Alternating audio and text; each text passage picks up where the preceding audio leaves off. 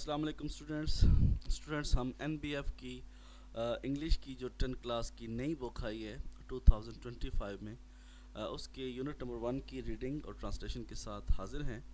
तो चले स्टार्ट करते हैं। यूनिट नंबर 1, एनिमल राइट्स इन इस्लाम। इस्लाम में जानवरों के हकूक़, शोइंग कंपैशन, हमदर्दी दिखाना, हमदर्दी का मुजाहरा करना। Animal rights are of Paramount importance. जानवरों के जो हकूक़ हैं वो सबसे ज़्यादा ज़रूरी हैं, as they reflect our moral responsibility and compassion towards sentient beings, क्योंकि ये हमारी जो ज़िम्मेदारी जो है, मॉरल रिस्पॉन्सिबिलिटी, इखलाकी ज़िम्मेदारी, और जो हमारी मोहब्बत है जानवरों के साथ, जो हसास मखलूक हैं उनके साथ, वो उसको उसकी अक्कासी करती हैं जो हमारे इस सैयारे पर मौजूद हैं। तो जानवरों के हकूक़ सबसे ज़्यादा अहमियत के हामिल हैं, क्योंकि ये हमारी अखलाकी ज़िम्मेदारी और हसास मखलूक के साथ हमदर्दी की अक्कासी करते हैं जो हमारे सैयारे पर मौजूद है। Acknowledging and respecting the rights of animals in is essential for fostering a harmonious coexistence. हम आहंगी को फ़रोग़ देने के लिए, हम आहंगी को इसकी बका के लिए हम आहंगी बराए बका को फ़रोग़ देने के लिए जानवरों के हकूक़ को तस्लीम करना और उनके हकूक़ का एहतराम करना बहुत ज़रूरी है। Animals like humans experience pain, joy and the desire for a life free from unnecessary suffering. इंसानों की तरह जानवर भी दर्द, खुशी को महसूस करते हैं और गैर ज़रूरी तकलीफ़ों से पाक ज़िंदगी चाहते हैं। Animal rights have been a subject of growing concern across the world, but Islam, as a comprehensive way of life, addresses this issue with a profound sense of compassion and responsibility towards all living beings. जानवरों के हकूक़ दुनिया भर में बढ़ती हुई तशवीश का मौजू रहे हैं, लेकिन इस्लाम, जो कि एक मुकम्मल तर्ज़ ज़िंदगी के तौर पर देखा जाता है, तमाम जानवरों के लिए हमदर्दी और ज़िम्मेदारी के गहरे एहसास के साथ इस मसले का हल पेश करता है या इस मसले को हल करता है।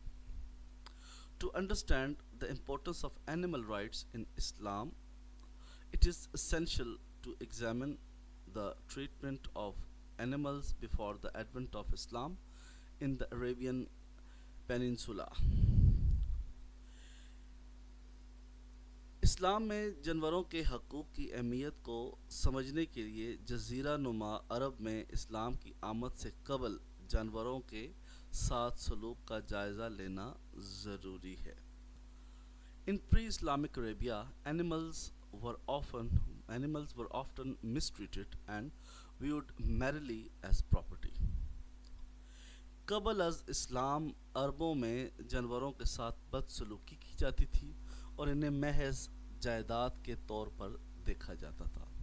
The harsh desert environment and the nomadic lifestyle of the Arabs contributed to a lack of awareness and sensitivity towards the welfare of animals.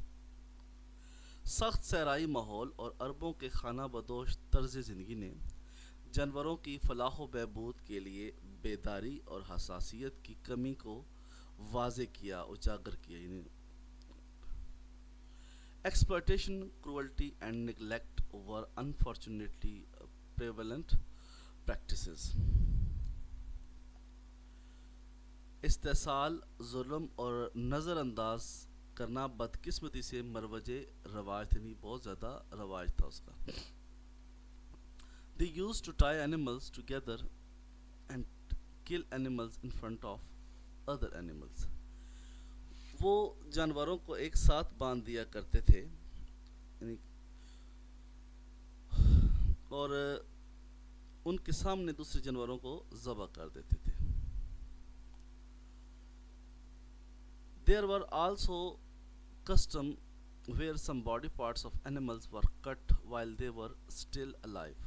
ठीक है, تو کچھ ایسے رواج بھی تھے جہاں جہاں زندہ جانوروں کے جو جسم تھے اس کے کچھ اعضاء کاٹ دیے جاتے تھے.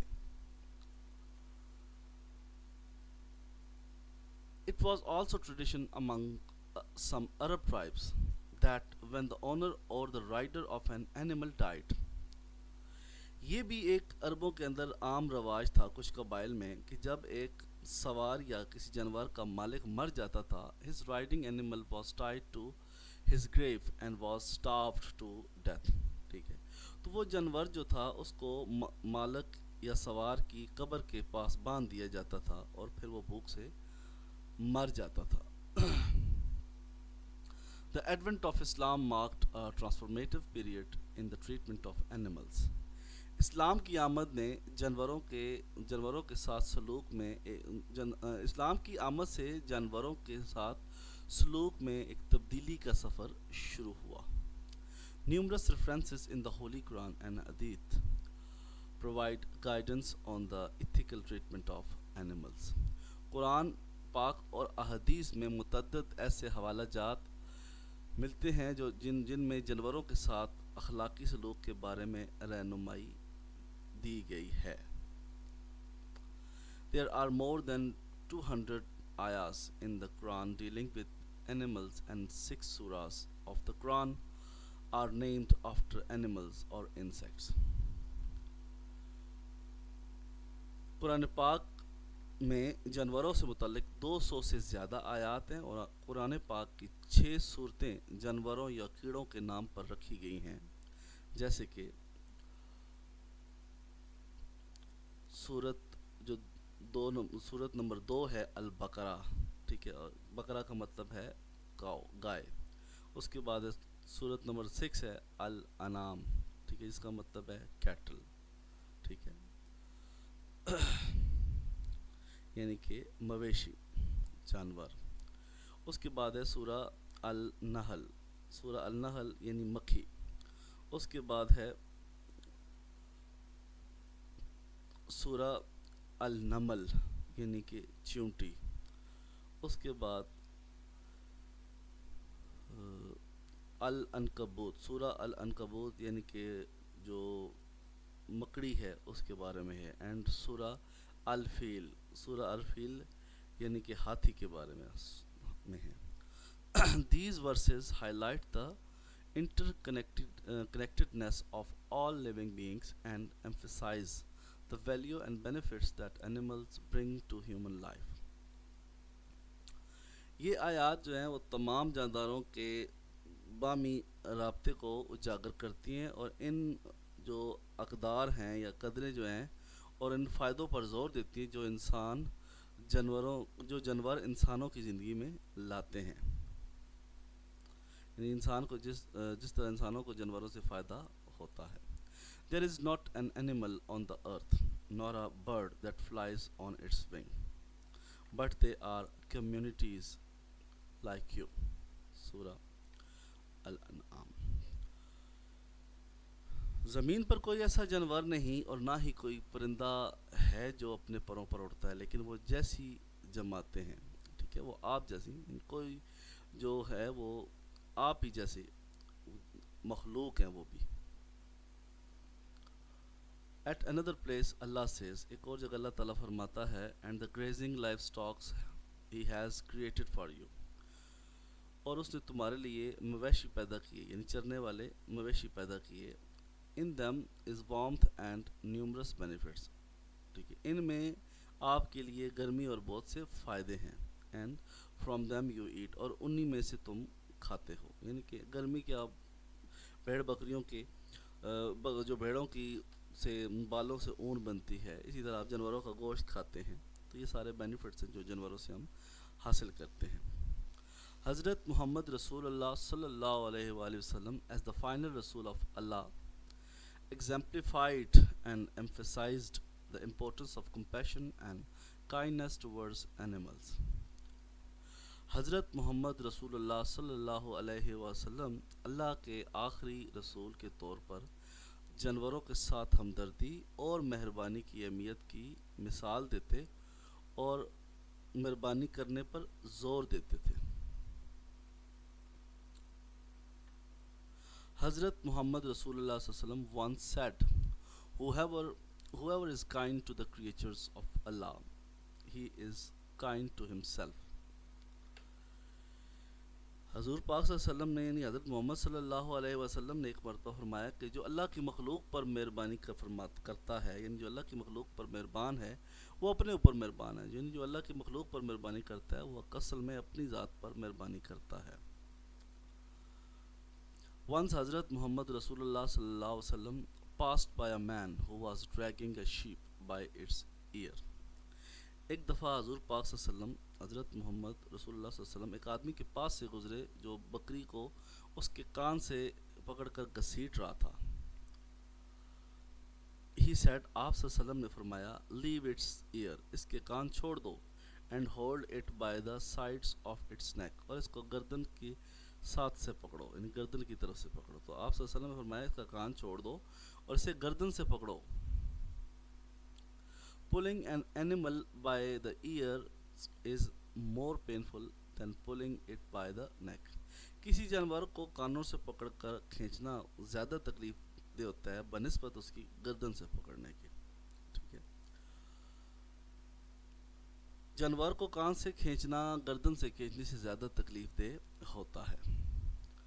حضرت محمد رسول اللہ صلی اللہ علیہ وسلم forbade beating animals on the face and the face is more sensitive than other parts۔ حضرت محمد رسول اللہ صلی اللہ علیہ وسلم نے جانوروں کو مارنے سے منع فرمایا اور چہرے پر مارنے سے منع فرمایا، کیونکہ چہرہ جسم کی دوسرے حصوں کی نسبت زیادہ حساس ہوتا ہے، hence it is painful to the animals، اور اس سے جانوروں کو زیادہ تکلیف ہوتی ہے۔ It is reported that he disliked mankind animals fight each other۔ یہ بھی روایت ہے کہ آپ صلی اللہ علیہ وسلم نے جانوروں کو آپس میں لڑانے کو بہت ناپسند کیا ہے۔ When animals fight، جب جانور آپس میں لڑتے ہیں، they hit each other with full strength that causes pain to both the fighting animals۔ جب جانور ایک دوسرے سے لڑتے ہیں تو وہ بہت طاقت کے ساتھ ایک دوسرے پر حملہ کرتے ہیں، ایک دوسرے کو مارتے ہیں، جو دونوں کے لیے تکلیف کا باعث بنتا ہے۔ رسول اللہ صلی اللہ علیہ وسلم forbade mutilating animals۔ رسول پاک صلی اللہ علیہ وسلم نے جانوروں کو مسخ کرنے سے منع فرمایا ہے۔ Mutilating is an act that is disliked even today۔ مسخ کرنا ایک ایسا فعل ہے جسے آج بھی ناپسند کیا جاتا ہے۔ It is painful when using hot iron or other such techniques۔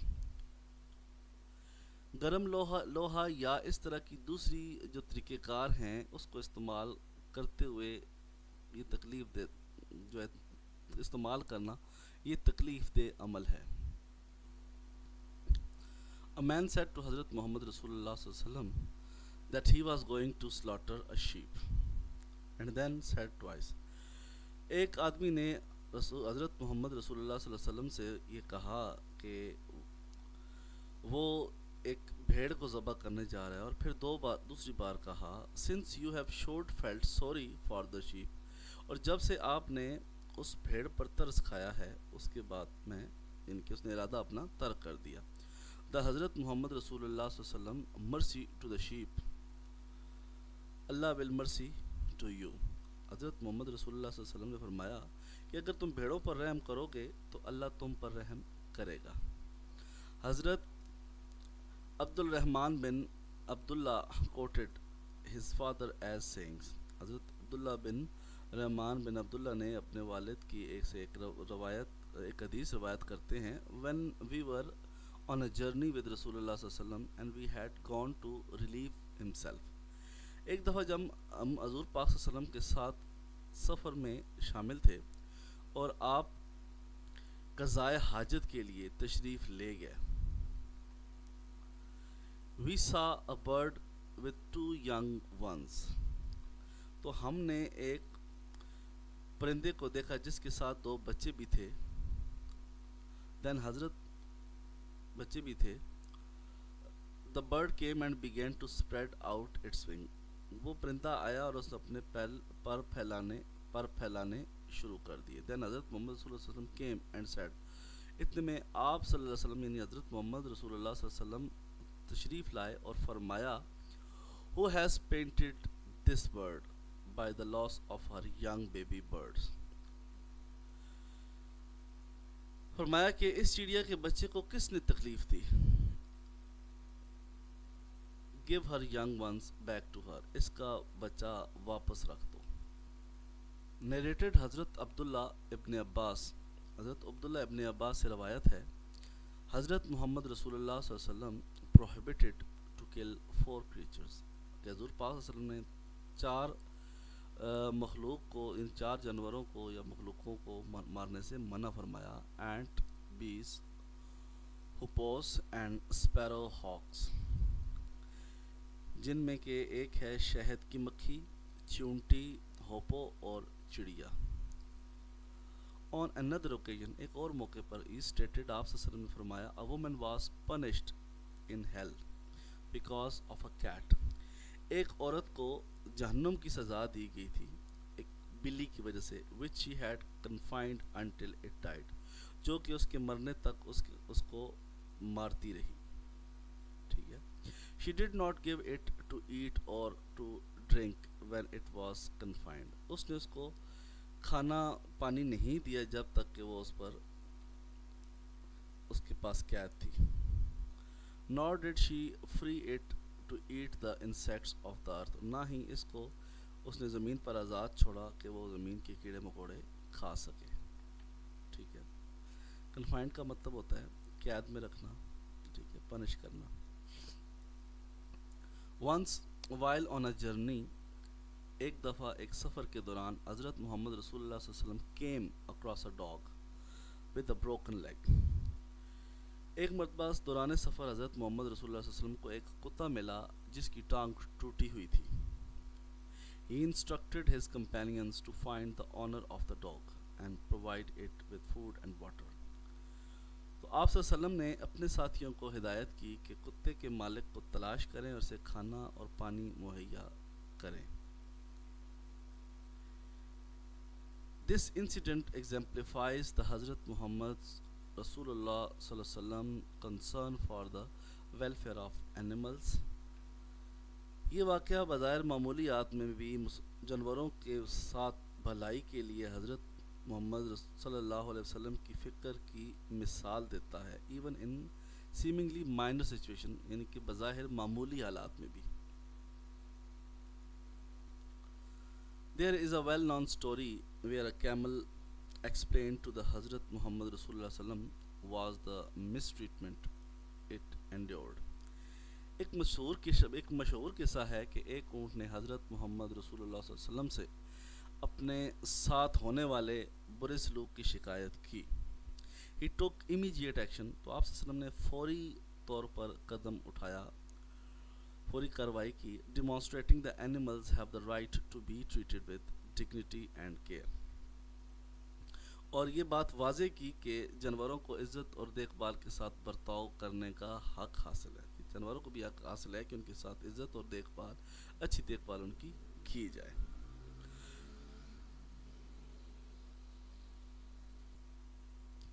These hadiths underline his teachings on kindness and responsibility towards animals, emphasizing the cruelty towards them is considered a grave offense. A great offense. یہ احادیث جانوروں کے ساتھ حسن سلوک اور ذمہ داری کے بارے میں ان کی تعلیمات کو واضح کرتی ہیں اور اس بات پر بھی زور دیتی ہیں کہ ان کے ساتھ یعنی جانوروں کے ساتھ ظلم کرنا ایک سنگین جرم سمجھا جاتا ہے. Islam's teaching on animals' rights are not confined to a particular time or place. جانوروں کے حقوق کے بارے میں جو اسلام کی تعلیمات ہیں وہ کسی خاص وقت یا جگہ کے لیے تک مختص یا محدود نہیں ہیں. They provide a timeless and universal framework for ethical behavior towards animals. وہ جانوروں کے ساتھ اخلاقی رویے کے لیے ایک لازوال اور آفاقی فریم ورک فراہم کرتی ہیں. In today's world, آج کل یعنی آج کی دنیا میں where industrialization and modern practices can sometimes lead to the mistreatment of animals. Islamic principles offer guidance on responsible stewardship. جہاں آج کی دنیا میں صنعت کاری اور جدید طرز عمل جو ہے بعض اوقات جانوروں کے ساتھ بد سلوکی کا باعث بنتا ہے، اسلامی اصول ذمہ دارانہ رویے کے بارے میں رہنمائی پیش کرتا ہے.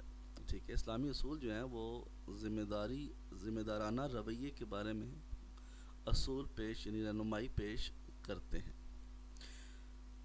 اسلام not only takes care of the mankind. Islam نہ صرف انسانوں کی دیکھ بھال انسانوں کی بھلائی چاہتا ہے بٹ دا اینیمل آلسو، اور ساتھ ہی جانوروں کی بھی بھلائی. اسلام کے مطابق اسلام میں نہ صرف انسانوں کے ساتھ بھلائی کی جاتی ہے بلکہ جانوروں کا بھی خاص خیال رکھا جاتا ہے as they are the part and parcel of the human society. چونکہ وہ انسانی معاشرے کا حصہ ہیں، hence they shall be treated humanely in all aspect of their life. اس لیے انہیں زندگی کے تمام ہر پہلو کے لحاظ سے ان کے ساتھ اچھا سلوک کیا جانا چاہیے. یعنی ان کے ساتھ بھی انسانی سلوک روا رکھنا چاہیے، ان کے حقوق کا خیال رکھنا چاہیے. یہ آج ہمارا لیسن ختم ہو گیا. تو نیکسٹ انشاءاللہ یونٹ کے جو کویسچن آنسرز ہیں ان کے ساتھ حاضر ہوں گے، پری ریڈنگ، وائل ریڈنگ اور پوسٹ ریڈنگ کویسچنز کے ساتھ. تو اگر ویڈیو آپ کو پسند آتی ہے تو لائک کریں، سبسکرائب کریں چینل کو اور شیئر کریں تاکہ آپ ہماری نئی آنے والی ویڈیوز کا جو لنک ہے وہ حاصل کر سکیں. تو ملتے ہیں نیکسٹ اپنی ویڈیو کے ساتھ، تب تک کے لیے اللہ حافظ.